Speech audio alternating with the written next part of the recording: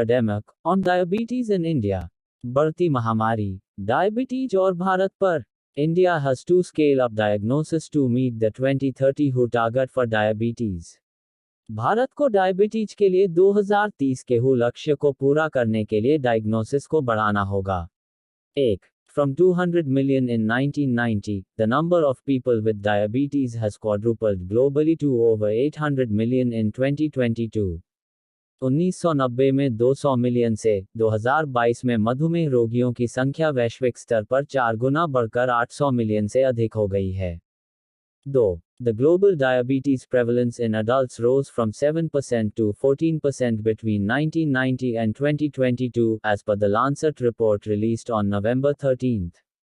1990 और 2022 के बीच वयस्कों में मधुमेह की वैश्विक प्रचलन दर 7% से बढ़कर 14% हो गई, जैसा कि 13 नवंबर को द लैंसेट में प्रकाशित रिपोर्ट में बताया गया है. 3. India has the highest number of diabetes patients at 212 million, compared to China's 148 million. Bharat में मधुमेह रोगियों की संख्या 212 मिलियन है, जो चीन के 148 मिलियन से अधिक है. 4. India also leads with 133 million people over the age of 30 with untreated diabetes, compared to 78 million in China. Bharat में 30 वर्ष से अधिक आयु के 133 मिलियन लोग बिना इलाज के मधुमेह से पीड़ित हैं, जबकि चीन में यह संख्या 78 मिलियन है. 5. One reason for the rise in diabetes numbers is the improved methodology for data analysis and pooling. मधुमेह की संख्या में वृद्धि का एक कारण डेटा विश्लेषण और संग्रहण के लिए बेहतर विधि है. 6. The study included people on diabetes medication or with a fasting plasma glucose level of 7.0 ml or more. अध्ययन में मधुमेह के लिए दवा ले रहे या जिनका फास्टिंग प्लाज्मा ग्लूकोज स्तर 7.0 मिलीमोल एल या उससे अधिक था, उन्हें शामिल किया गया. 7. It also considered those with an HbA1c level of 6.5% or more, which was not done in earlier studies. इसमें 6.5% या उससे अधिक के HbA1c स्तर वाले लोगों को भी शामिल किया गया, जो पहले के अध्ययनों में नहीं किया गया था. 8. Unlike earlier, this analysis included both fasting plasma glucose and glycated hemoglobin HbA1c. पहले के मुकाबले, इस विश्लेषण में फास्टिंग प्लाज्मा ग्लूकोज और ग्लाइकेटेड हीमोग्लोबिन HbA1c दोनों को शामिल किया गया.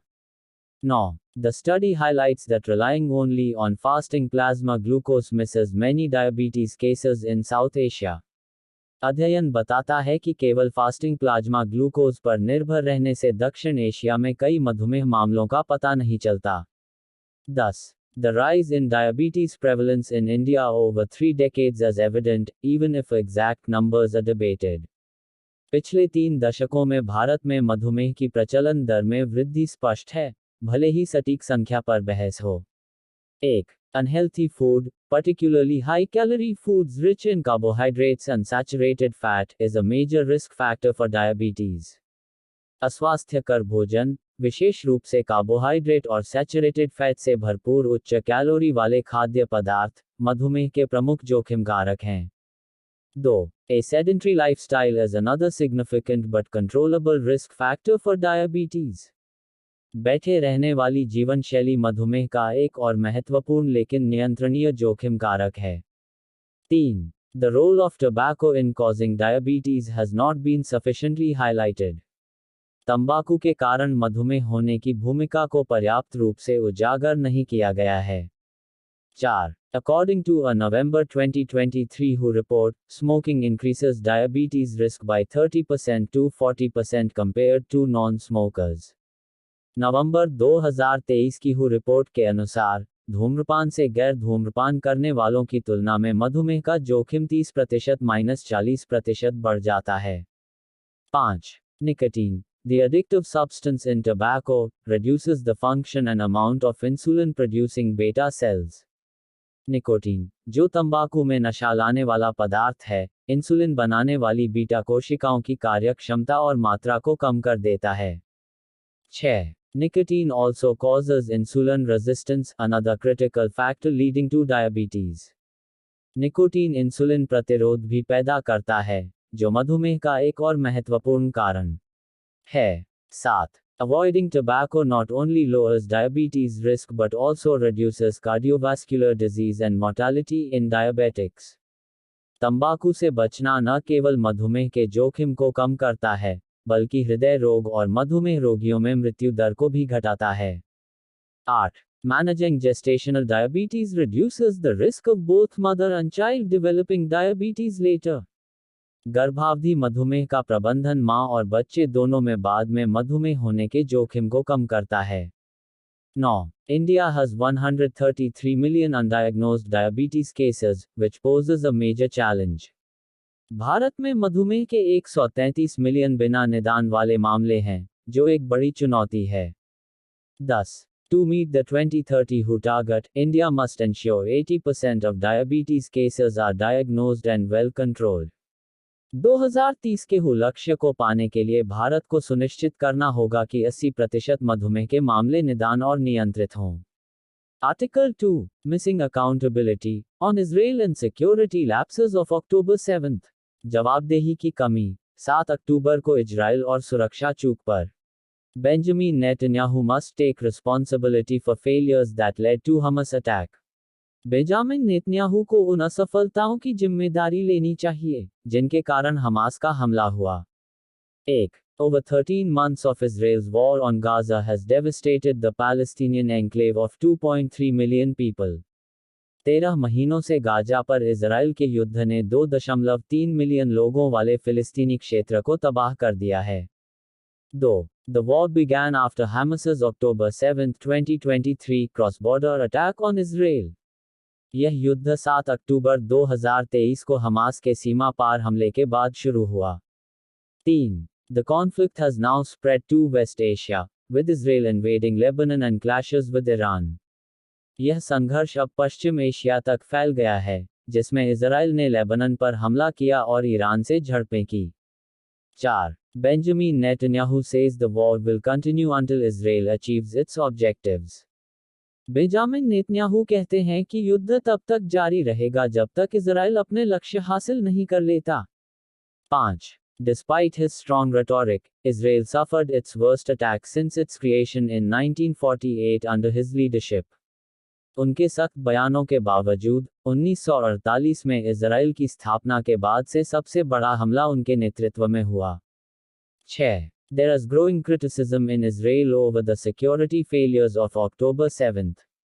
7 अक्टूबर की सुरक्षा चूकों को लेकर इजराइल में बढ़ती आलोचना हो रही है। 7. Neither Netanyahu nor his former defense minister Yoav Gallant has taken responsibility for the lapses. न ही नेतन्याहू और न ही उनके पूर्व रक्षा मंत्री योआव गैलेंट ने इन चूकों की जिम्मेदारी ली है। 8. Netanyahu denies being briefed in advance about the Hamas attack. Netanyahu ने हमास के हमले के बारे में पहले से जानकारी मिलने से इनकार किया है। 9. Reports suggest his aides are being investigated for allegedly altering call details about the attack warning. Reports के अनुसार, उनके सहयोगियों की जांच की जा रही है कि उन्होंने हमले की चेतावनी से संबंधित कॉल विवरणों को कथित रूप से बदला। 10. Jen Avi Gill, who issued the warning, claimed the call details were tampered with.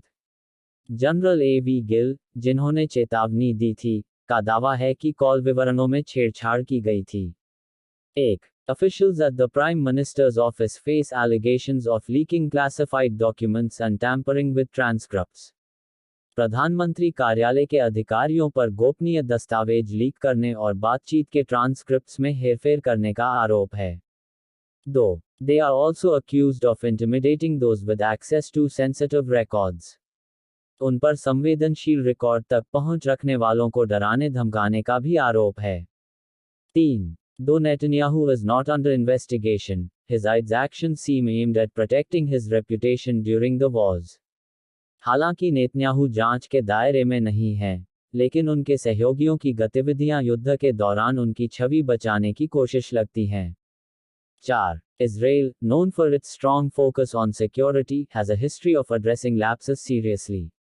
सुरक्षा पर जोर देने वाले इजराइल में सुरक्षा चूकों को गंभीरता से लेने की परंपरा रही है। 5. Golda Meir resigned within a year of Egypt's surprise attack during the Yom Kippur War in 1973. गोल्डा mayor ने 1973 के योम किप्पुर युद्ध में मिस्र के हमले के एक साल के भीतर इस्तीफा दे दिया था। 6. The 2006 Lebanon war significantly damaged Prime Minister Ehud Olmert's reputation and his Kadima party. 2006 के लेबनन युद्ध ने प्रधानमंत्री एहुद ओलमर्ट और उनकी कदीमा पार्टी की प्रतिष्ठा को गंभीर नुकसान पहुंचाया। 7. Netanyahu is avoiding accountability for October 7 security lapses, knowing the potential political fallout. Netanyahu 7 अक्टूबर की सुरक्षा चूकों की जिम्मेदारी लेने से बच रहे हैं, क्योंकि उन्हें इसके राजनीतिक परिणामों का अंदाजा है। 8. Israelis must question whether they feel secure after more than a year of ongoing wars. Israeli नागरिकों को यह सवाल करना चाहिए कि क्या एक साल से अधिक समय तक चल रहे युद्धों के बाद वे सुरक्षित महसूस करते हैं।